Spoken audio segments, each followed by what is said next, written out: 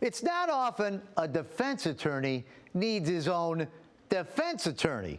It's sink or swim for these two, and no lifeguard may be able to rescue them.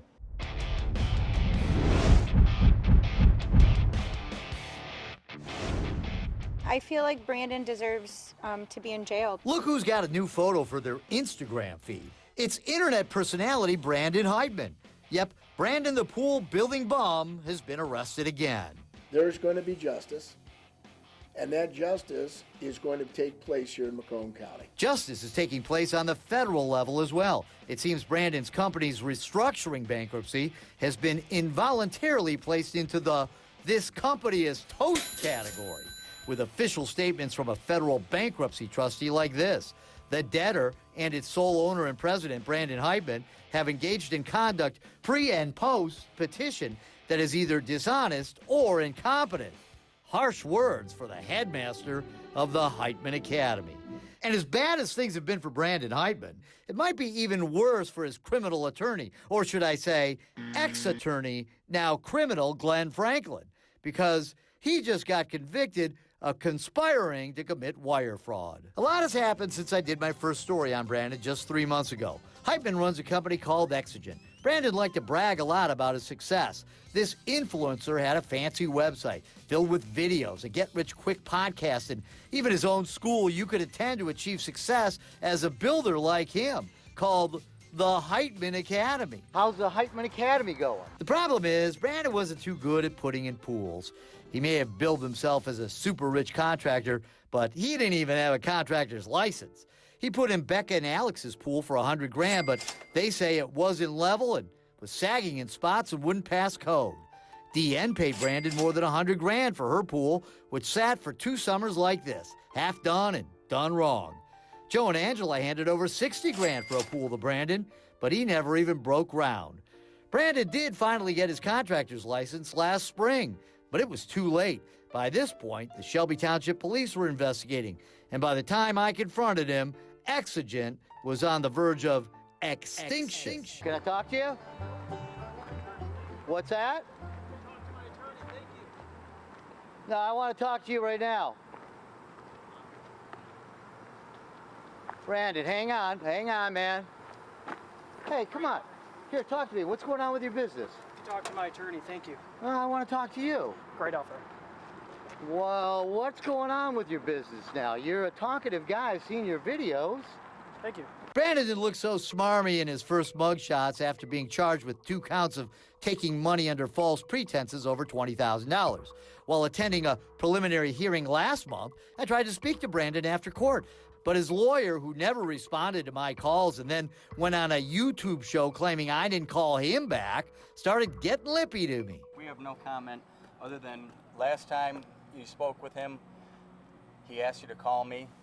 I called you 2-3 times. No, you didn't. I did. I have my phone records. Okay, you show me that. What number did you call me at? Whatever number was on your I card. saw you on some little YouTube thing. So, whatever number was on your card, and I have my phone records. Okay, well, you show me that, because I don't believe you. So, Brandon, what's your defense going to be? Brandon did his walk of shame in silence as I tried to question him, and then his lawyer got lippy again. Not the brightest move, since I knew this guy was facing his own criminal charges. Are you Glenn Philip Franklin, counselor? Because if that's you, you also have felony charges against you, don't you? Is that you, counselor? Here's my card so you can make sure that you contact me. There's my phone number. Is that you, Mr. Franklin? Right there?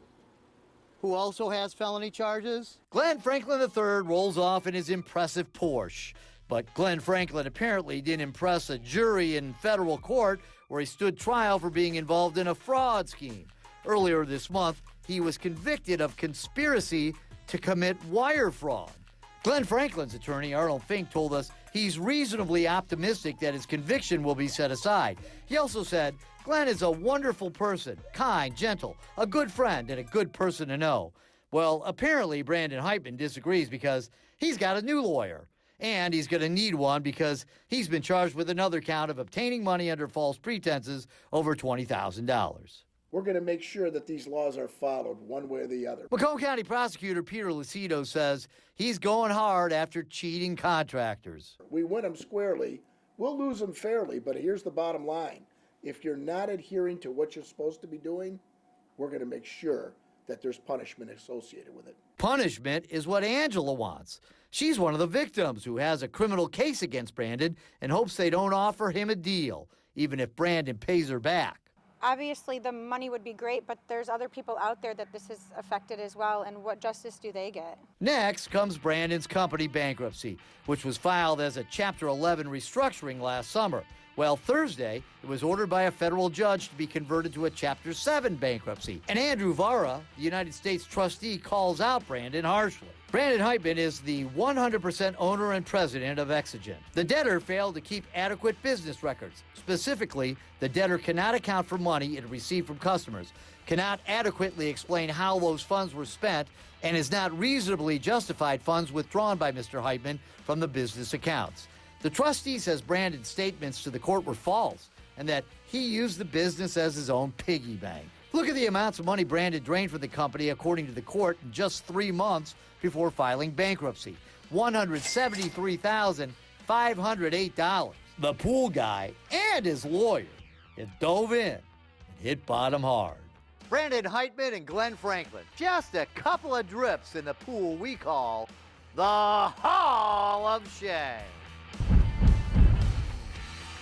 I left a message for Glenn Franklin. He never responded, although he may go on YouTube and say he did. My producer had to reach out to Franklin's attorney. I contacted Heitman's new attorney and left him a voicemail. He has not called me back.